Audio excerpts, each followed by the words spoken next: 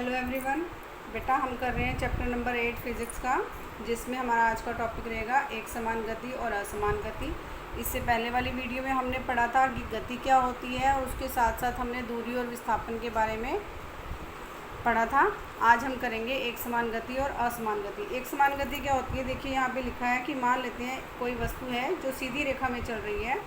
पहले सेकंड में वो 50 मीटर की दूरी तय करती है, दूसरे सेकंड में भी 50 मीटर की दूरी तय कर रही है, तीसरे सेकंड में भी 50 मीटर की दूरी तय कर रही है और चौथे सेकंड में भी 50 मीटर की दूरी तय है। यानी कि हर सेकंड में वो 50-50 मीटर की दूरी तय कर रही है। तो इसका मतलब ये हो गया कि प्रत्येक सेकंड में वो 50 मीटर की दूरी तय करती है। अगर हमारी वस्तु समान समय अंतराल में समान दूरी तय करती है, यानी कि उनका समान समय अंतराल, यानी कि एक एक सेकेंड ही हम ले रहे हैं, टाइम हमारा सेम है, समय का अंतराल जो है वो हमारा सेम है और दूरी भी जो हमारी है वो समान है, यानी कि 50-50 मीटर है। तो अगर हमारी वस्तु समान समय अंतराल में समान दूरी तय करती है तो उस गति को हम क्या कहते हैं, एक समान गति कहते हैं। और अगर हमारी वस्तु समान समय अंतराल में असमान दूरी तय करेगी, यानी कि मान लीजिए कभी वो 50 मीटर की दूरी तय कर रही है, कभी वो 40 की कर रही है, कभी वो 60 मीटर की दूरी तय कर रही है, तो उसमें जो अगर उसकी दूरी चेंज हो जाती है, समय अंतराल तो सेम रहेगा, समान समय अंतराल में अगर वो असमान दूरी तय करेगी तो उसकी जो गति होगी वो क्या होगी, असमान गति होगी। तो वस्तुओं के द्वारा समान समय अंतराल में अगर असमान दूरी तय की जाती है तो उसको हम कहते हैं असमान गति। जैसे उदाहरण के लिए इन्होंने ले लिया कि भीड़ वाली सड़क पर जा रही कार, कि अगर भीड़ वाली सड़क पर कार चलती है तो आपको पता है कभी ब्रेक लगती है, कभी उसकी स्पीड बढ़ती है, कभी वो एक्सीलेटर दबाता है, कभी वो ब्रेक दबाता है, तो बार बार गाड़ी की स्पीड जो है वो कम हो जाती है, उसकी गति जो है वो कभी कम और कभी ज़्यादा होती है। तो ये जो है ये हमारा असमान गति का उदाहरण है। दूसरा उदाहरण इन्होंने दिया हुआ है, पार्क में दौड़ रहा व्यक्ति। अगर कोई व्यक्ति पार्क में दौड़ रहा है तो जब वो मोड़ मुड़ेगा तो वहाँ पर उसको अपनी स्पीड घटानी पड़ेगी, या अगर भागते भागते उसके आगे से कोई निकलता है तो भी उसको अपनी स्पीड या गति जो है वो कम करनी पड़ेगी। तो वहाँ पर भी उसकी जो गति है वो कभी कम होती है, कभी ज़्यादा होती है। तो ये भी हमारा जो है असमान गति का ही उदाहरण है। तो आपको मैंने बता दिया कि एक समान गति और असमान गति क्या होती है। एक समान गति में हमारे समान समय अंतराल में समान दूरी तय होगी और असमान गति में हमारी समान समय अंतराल में असमान दूरी तय होगी। तो अगर असमान दूरी तय होती है तो उस गति को हम कहते हैं असमान गति। उसके बाद नेक्स्ट टॉपिक है हमारा गति की दर का मापन, कि गति की दर का मापन कैसे होता है, हम उसको कैसे माप सकते हैं कि गति की दर कितनी है। अब अगर हम गति की दर की बात कर रहे हैं तो इसका मतलब हम वस्तु की चाल की बात कर रहे हैं। हम उसकी चाल के बारे में बता रहे हैं कि उसकी चाल कितनी है। मान लीजिए अब आप दो फ्रेंड्स बैठे हो, एक फ्रेंड का काम जो है वो जल्दी हो जाता है और दूसरी फ्रेंड का काम जो है वो थोड़ा देर से होता है। तो हम कहते हैं कि इसकी स्पीड ज़्यादा है और उसकी स्पीड कम है। जिसने पहले कर लिया उसकी स्पीड ज़्यादा बताते हैं, जिसने बाद में किया उसकी स्पीड हम कम बताते हैं। तो वहाँ पर हम क्या कहते हैं, उनके काम करने की जो गति है उसकी दर को मापते हैं कि वो किस दर से जो है काम कर रहा है। जैसे यहाँ पर देखिए एक एग्जाम्पल दिया हुआ है, यहाँ पर बॉल फेंकी जा रही है, गेंद फेंकने की चाल यहाँ पर दी हुई है। तो यहाँ पर अलग अलग चाल लिखी हुई है। तो जैसे 140, 143, 135, 145, ऐसे ही यहाँ पर देखिए एक बोर्ड बना हुआ है, साइन बोर्ड बना हुआ है, जिस पे इन्होंने निर्धारित चाल बताई हुई है कि कार के लिए जो है 50 किलोमीटर प्रति घंटा है और ट्रक के लिए जो है वो 40 किलोमीटर प्रति घंटा है। यहाँ पर भी ये चाल बताई गई है इस साइन बोर्ड पर भी। तो यहाँ पर देखिए बताया गया है कि यहाँ पर जो हमें डायग्राम्स दिए हैं, यहाँ पर हमें जो गेंद की गति दी है, मान लेते हैं अगर गेंद की गति 140 किलोमीटर प्रति घंटा है तो इसका मतलब क्या होगा, इसका अर्थ ये होगा कि एक घंटे में जो गेंद है वो 143 किलोमीटर दूरी तय कर रही है। यानी कि एक घंटे में 143 किलोमीटर की दूरी तय करने का मतलब है कि गेंद की जो चाल है वो कितनी है, 143 किलोमीटर प्रति घंटा, कि एक घंटे में उसकी इतनी दूरी तय होगी। ऐसे ही साइन बोर्ड पर ये जो लिखा हुआ है इसका मतलब ये है कि जो उसकी निर्धारित चाल की गई है वो ये है कि जो कार है वो इस जगह पर एक घंटे में 50 किलोमीटर की दूरी तय कर सकती है। अगर उसकी स्पीड से ज़्यादा होगी तो उस पर जो है फ़ाइन लगेगा। ऐसे ही ट्रक के लिए जो स्पीड है वो 40 किलोमीटर प्रति घंटा निर्धारित की गई है। तो कि जो ट्रक है वो किस स्पीड से चलना चाहिए, यहाँ पर 40 किलोमीटर प्रति घंटा की चाल से चलना चाहिए, यानी कि 1 घंटे में वो 40 किलोमीटर की दूरी यहाँ पर तय कर सकता है। तो आपको पता है कि कुछ वस्तुएं जो हैं वो तेज़ चलती हैं और कुछ वस्तुएं जो हैं वो धीरे चलती हैं। जैसे आप अगर साइकिल से घर जा रहे हो, घर से स्कूल आ रहे हो अपने वाहन से, स्कूटर से या साइकिल से, किसी भी चीज़ से, तो आपको पता है कि कभी तो आपको उसकी स्पीड बढ़ानी पड़ती है और कभी आपको उसकी स्पीड घटानी पड़ती है। तो कुछ वस्तुएं जो होती हैं वो तेज़ चलती हैं और कुछ वस्तुएं जो होती हैं धीरे होती हैं। अलग अलग वस्तुओं की जो चाल होती है वो भी अलग अलग होती है। जैसे स्कूटर की चाल जो होती है वो साइकिल से ज़्यादा होती है, कार की चाल स्कूटर से भी ज़्यादा होती है, और अगर हम ट्रेन की बात करें तो ट्रेन की जो चाल होगी वो कार से भी ज़्यादा होगी, और एरोप्लेन की जो होगी वो रेलगाड़ी से भी ज़्यादा होगी। तो अलग अलग वस्तुएं जो होती हैं वो अलग अलग उनकी चाल होती है, और अलग अलग वस्तुओं की काम करने की दर भी जो है वो अलग अलग होती है, यानी कि सबकी जो चाल है वो अलग अलग होगी। तो यहाँ पे लिखा है कुछ वस्तुएं तेज़ चलती हैं और कुछ धीमे। तो वस्तुओं की जो गति करने की दर होती है वो अलग अलग हो सकती है, और अलग अलग वस्तुएं जो है समान दर से भी गति कर सकती हैं। ऐसा ज़रूरी नहीं है कि सबकी चाल जो है वो अलग अलग हो, ये भी हो सकता है कि कोई दो वस्तुएं एक ही चाल से चले। तो वस्तु द्वारा जो इकाई समय में तय की गई दूरी है उसको हम, अगर वस्तु की दर की गति वहाँ से प्राप्त कर सकते हैं जिसको हम कहते हैं चाल। तो उसको हम कैसे निकाल सकते हैं, इसमें बताया हुआ है कि वस्तु जो दूरी तय करिए, कितने समय करिए, उसको हमें नोट करना पड़ेगा और फिर उस समय से उसको भाग करना पड़ेगा, जिससे हमें उसकी जो चाल है वो पता चल जाएगी। तो वस्तु द्वारा इकाई समय में तय की गई दूरी जो होती है उसको हम क्या कहते हैं, चाल कहते हैं। चाल का जो मात्रक होता है वो क्या होता है, मीटर प्रति सेकंड, जिसको हम ऐसे लिखते हैं मीटर s⁻⁻⁻⁻, या फिर हम इसको लिखते हैं ऐसे मीटर प्रति सेकंड, ऐसे भी लिख सकते हैं। और अगर हमने ये वाला साइन नहीं लगाया तो हमें s के साथ -1 लगाना पड़ेगा, मीटर प्रति सेकंड का चिन्ह होता है ये भी। तो इसके जो चाल का जो मात्रक है वो मीटर प्रति सेकंड होता है, या किलोमीटर प्रति घंटा भी हमने पढ़ा। जहाँ पर बड़े मात्रक यूज़ होते हैं वहाँ पर किलोमीटर प्रति घंटा, और जहाँ पर छोटे मात्रक वहाँ पर मीटर प्रति सेकंड। तो चाल के दूसरे भी मात्रक होते हैं, जैसे सेंटीमीटर प्रति सेकंड हो गया, किलोमीटर प्रति घंटा हो गया। तो वस्तु की जो गति है उसको व्यक्त करने के लिए हमें केवल परिमाण की आवश्यकता होती है, यह ज़रूरी नहीं होता कि हमें उसकी दिशा भी पता हो। तो जहाँ पे हमें दिशा नहीं पता करनी है वहाँ हम चाल की बात करते हैं। जैसे मैंने बताया था दूरी और विस्थापन में एक अंतर बताया था कि दूरी में हमें दिशा की आवश्यकता नहीं होती, लेकिन विस्थापन, जहाँ पर हम विस्थापन की बात करते हैं, विस्थापन में हमें दिशा की आवश्यकता होती है। तो ऐसे ही चाल को व्यक्त करने के लिए हमें केवल उसके परिमाण की आवश्यकता होती है, उसकी दिशा की आवश्यकता नहीं होती। तो ज़्यादातर जो वस्तुएं होती हैं वो असमान गति करती हैं। असमान गति करने पर क्या होता है, हम उनकी चाल को बता नहीं सकते हैं। अगर हमें उनकी चाल बतानी है तो हम क्या करते हैं, उनकी चाल को फिर सारी उनकी जो चाल होती है उनको प्लस करके उनके कुल समय से भाग कर देते हैं, जहाँ से उसकी औसत चाल जो है वो निकल आती है। तो जब हमारी गति जो होती है वो असमान होती है तो हम उसमें वस्तु की चाल को ज्ञात करने के लिए क्या करते हैं, उसकी औसत चाल जो है वो निकालते हैं।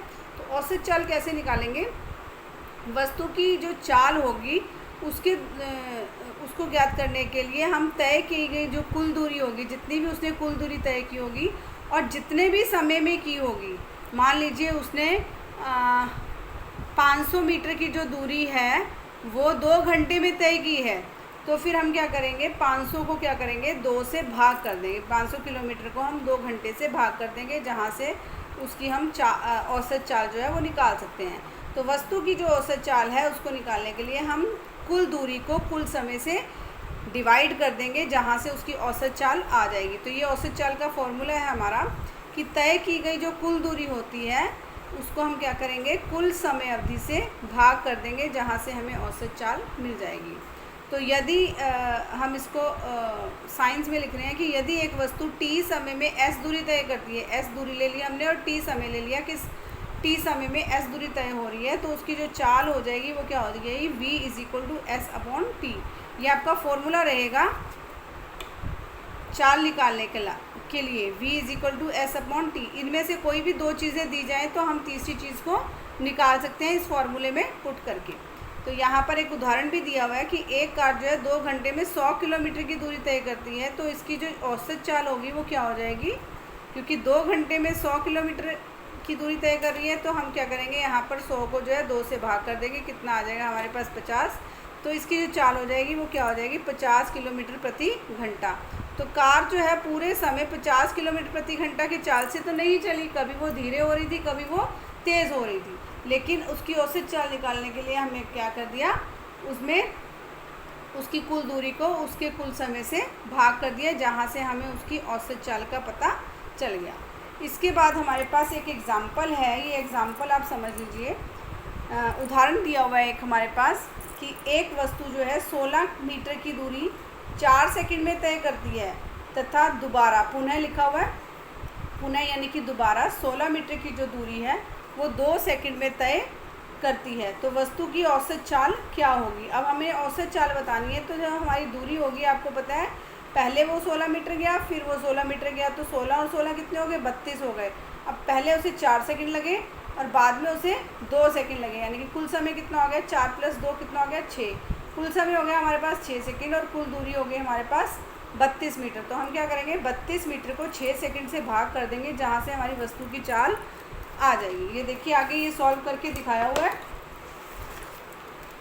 यहाँ पे इन्होंने क्या किया, वस्तु द्वारा तय की गई कुल दूरी कितनी हो गई, 16 + 16 32 मीटर हो गई, और लिया गया जो कुल समय है वो कितना हो गया, 4 सेकंड + 2 सेकंड यानी कि 6 सेकंड हो गया। औसत चाल निकालने का फॉर्मूला लगाया हमने, तय की गई कुल दूरी बटे लिया गया समय। तो 32 मीटर को जब हम 6 सेकंड से भाग करेंगे तो हमारे पास आ जाएगा 5.33 मीटर प्रति सेकंड, क्योंकि यहाँ पर मीटर है, यहाँ पर सेकंड है, तो इसका जो मात्रक होगा वो कितना हो जाएगा, मीटर प्रति सेकंड। तो वस्तु की जो औसत चाल होगी वो कितनी हो जाएगी, 5.33 मीटर प्रति सेकंड हो जाएगी। उसके बाद है दिशा के साथ चाल, हमारा जो नेक्स्ट टॉपिक है।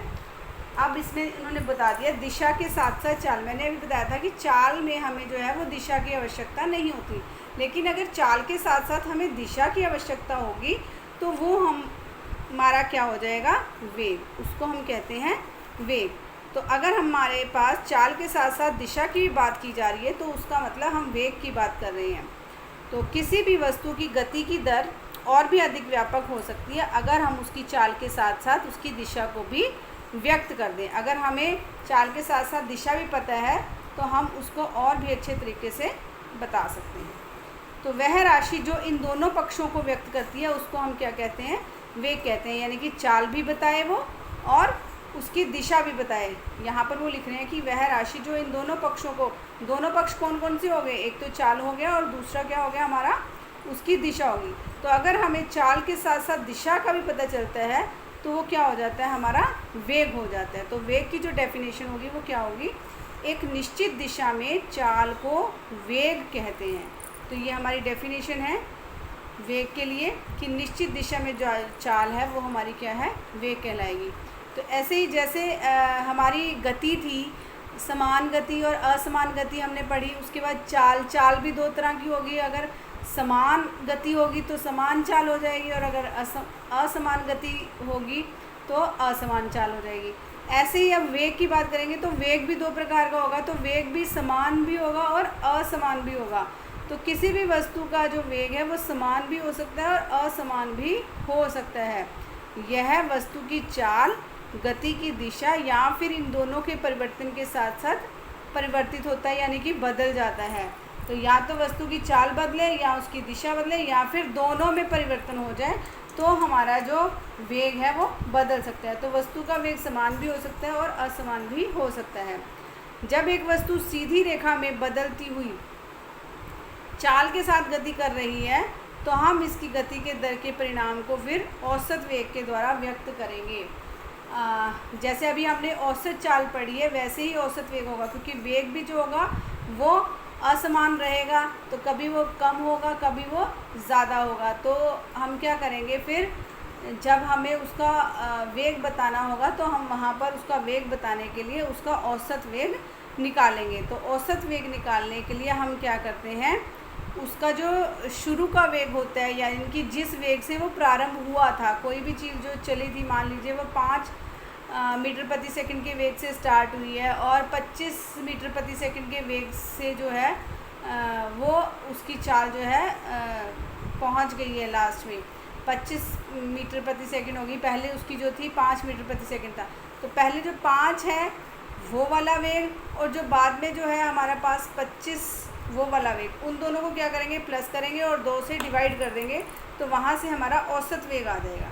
तो वस्तु का औसत वेग निकालने के लिए क्या करेंगे, यदि वस्तु का वेग समान रूप से परिवर्तित हो रहा है तो दिए गए प्रारंभिक वेग यानी कि जो उसका प्रारंभ में वेग था और अंतिम वेग यानी कि जो उसका लास्ट में वेग रहेगा उसके अंक गणितीय माध्य के द्वारा औसत वेग प्राप्त किया जा सकता है। यानी कि क्या करेंगे, प्रारंभिक वेग प्लस अंतिम वेग बटे 2, तो औसत वेग हो जाएगा हमारा u प्लस वी अपॉन 2। इसमें हमने क्या किया, u ले लिया प्रारंभिक वेग और v ले लिया अंतिम वेग, तो प्रारंभिक वेग प्लस अंतिम वेग बटे 2 जब हम करेंगे तो यहाँ से हमारा इसका औसत वेग निकल आएगा, जिसको हमने यहाँ पे दिया v average, v a v लिखा है। a v का मतलब होता है एवरेज यानी कि औसत, तो औसत वेग के लिए हमने जो साइन लिया है यहाँ पर v a v लिया है, ये औसत वेग है।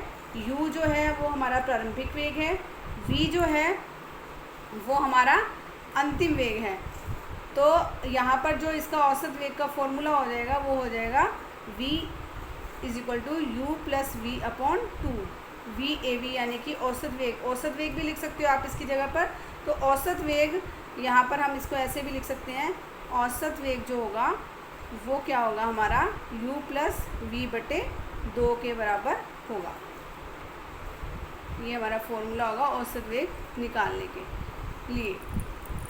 तो औसत वेग जो होता है वो मैंने आपको बताया कि प्रारंभिक वेग और अंतिम वेग को प्लस करेंगे और 2 से डिवाइड कर देंगे। इसको आप ना उससे भी समझ सकते हो, जैसे हम माध्य निकालते हैं मैथ्स में। आप लोगों ने 8 तक मैथ किया है तो 8 तक जो आपने माध्य निकाला है उसमें आप क्या करते थे, जितनी भी संख्याएं होती थी उनको प्लस करते थे और नंबर ऑफ़ जितनी भी संख्याएं होती थी उससे डिवाइड करते हैं। यानी कि अगर 10 लड़कों का भार दिया हुआ है तो 10 लड़कों का भार प्लस करके आप उसको 10 से डिवाइड करते थे, जिससे उनका औसत यानी कि माध्य जो था वो निकल आता था। तो ऐसे ही हमने यहाँ पर प्रारंभिक वेग लिया, अंतिम वेग लिया, क्योंकि 2 वेग लिए हैं इसलिए हमने इसको 2 से डिवाइड किया, इसलिए यहाँ पर औसत वेग जो होगा वो होगा प्रारंभिक वेग प्लस अंतिम वेग बटे 2, क्योंकि 2 वेग लिए गए हैं इसलिए हम इसको यहाँ पर 2 से डिवाइड करेंगे। उसके बाद यहाँ पर एक क्रियाकलाप है जिसमें ये पूछा गया है कि आपने देखा होगा जब आसमान में बादल छाए होते हैं तो बिजली के चमकने और बादलों के गरजने की क्रिया जो है वो बार बार होती है। तो पहले बिजली की चमक दिखाई देती है और उसके कुछ देर बाद बादलों के गरजने की ध्वनि जो है वो आप तक पहुंचती है। क्या आप बता सकते हैं ऐसा क्यों होता है कि आपको जो बिजली की चमक है वो पहले दिखाई दे रही है और बादलों की जो गरजने की ध्वनि है वो बाद में सुनाई दे रही है? ऐसा क्यों होता है? ऐसा इसलिए होता है क्योंकि जो हमारी प्रकाश की चाल होती है वो ध्वनि की चाल से अधिक होती है। तो जिसकी चाल अधिक होगी वो जल्दी हमारे तक पहुंचेगा, तो हमें प्रकाश जो है वो जल्दी दिखाई देगा, और ध्वनि की चाल जो है प्रकाश की चाल से कम है इसलिए वो हमारे तक बाद में पहुंचेगी, इसलिए उसकी जो ध्वनि है वो हमें बाद में सुनाई देगी, क्योंकि उसको वो दूरी तय करने में ज़्यादा समय लगेगा और प्रकाश को दूरी तय करने में कम समय लगेगा, इसलिए हमें बिजली की चमक जो है पहले दिखाई देती है और ध्वनि जो है बाद में सुनाई देती है। उसके बाद ये क्वेश्चन है जिनको हम बाद में इकट्ठा ही करेंगे जब हम लास्ट में क्वेश्चन आंसर्स करेंगे। उसके बाद यहाँ पर 2 एग्जाम्पल्स और दिए हुए हैं, वो भी मैं आपको बता रही हूँ कि यात्रा शुरू होते समय कार का ऑडोमीटर जो है 2000 किलोमीटर प्रदर्शित करता है और यात्रा समाप्ति के बाद 2400 किलोमीटर रहता है। यानी कि जब मान लो आप यात्रा स्टार्ट कर रहे हो, मान लो आप किसी ऑटो में बैठते हो तो उसको ऑडोमीटर में पहले रीडिंग 2000 है, बाद में जब पहुंच जाते हो वहाँ पर 2400 होती है। इसका मतलब आपने 400 किलोमीटर की दूरी जो है वो तय की है, क्योंकि पहले 2000 था फिर 2400 हो गया, तो इसको इसमें से माइनस करेंगे तो यहाँ पर जो हमारी दूरी होगी वो कितनी होगी, 400 किलोमीटर होगी। उसके बाद ये कह रहे हैं कि यदि इस यात्रा में 8 घंटे लगते हैं तो कार की औसत चाल को किलोमीटर प्रति घंटा और मीटर प्रति सेकंड में हमें ज्ञात करना है। तो इन्होंने क्या किया, यहाँ पर कार के द्वारा जो तय की गई दूरी है वो कितनी होगी, 2400 में से 2000 माइनस कर दिए, कितनी आ गई हमारे पास 400 किलोमीटर। दूरी तय करने में जो कुल समय इन्होंने दिया वो कितना दिया हुआ है यहाँ पर 8 घंटे दिए हुए कि 8 घंटे जो है उसको तय करने में लगते हैं। तो औसत चाल निकालने के लिए हमने क्या किया, यहाँ पर कुल दूरी को कुल समय से डिवाइड कर दिया। ये आपका औसत चाल का एग्जाम्पल है जिसको अभी मैंने समझाया आपका औसत चाल। तो कुल दूरी को कुल समय से डिवाइड कर दिया। तो यहाँ पर जो है सॉल्व करने के बाद हमारा आ गया 13.9 मीटर प्रति सेकंड। अब ये हमें किलोमीटर प्रति घंटे में दिया हुआ था, हमने क्या किया, किलोमीटर को मीटर बनाए और घंटे के क्या बनाए, सेकंड्स बनाए। सेकंड्स बनाने के लिए 1 घंटे में कितने सेकंड होते हैं, 3600 सेकंड्स होते हैं।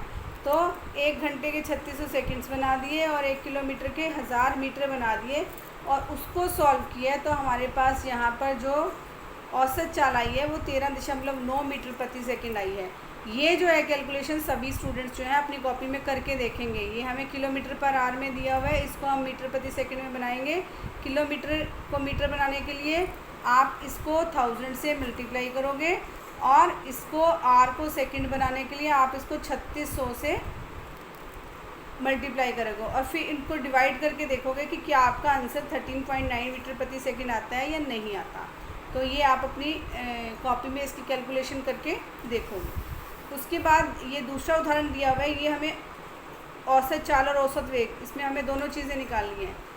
ये क्या है हमारे पास कि उषा जो है 90 मीटर लंबे तालाब में तैरती है और एक सिरे से दूसरे सिरे तक सरल रेखीय पथ पर जाती है और फिर वापस भी आती है। यानी कि 90 मीटर गई और फिर 90 मीटर वो वापस आई। तो कुल दूरी उसकी कितनी हो गई, 180 मीटर। तो इस दौरान वह कुल दूरी जो है 180 मीटर की दूरी जो है 1 मिनट में तय करती है। यानी कि 180 मीटर, यानी कि 90 मीटर गई और 90 मीटर आई, 180 मीटर की जो दूरी है वो उसने 1 मिनट में तय की है। अब हमें उषा की औसत चाल और औसत वेग जो है वो बताना है। तो उषा द्वारा 1 मिनट में तय की गई जो कुल दूरी है वो 180 मीटर है। 1 मिनट में उषा का जो विस्थापन हुआ है वो कितना हुआ है, 0 हुआ है। क्योंकि मैंने आपको बताया था विस्थापन में क्या होता है, जब हम ए से बी तक गए और फिर वापस बी से ए तक आ गए तो विस्थापन यहाँ पर हम अपने ही पॉइंट पर हो गया। तो दूरी तो कुल दूरी तो हो गई हमारी 90 मीटर, इधर जाना है 90 मीटर वापस आना है, तो कुल दूरी तो हम आ गई हो गई है यहाँ पर 180 मीटर। लेकिन जो हमारा विस्थापन हो जाएगा, क्योंकि हम उसी पॉइंट पर वापस पहुँच गए हैं, तो हमारे यहाँ पर विस्थापन क्या हो जाएगा, 0 हो जाएगा। तो यहाँ पर उन्होंने बताया कि 1 मिनट में तय की गई जो कुल दूरी है वो 180 मीटर है और 1 मिनट में जो उषा का विस्थापन है वो कितना है, 0 मीटर है।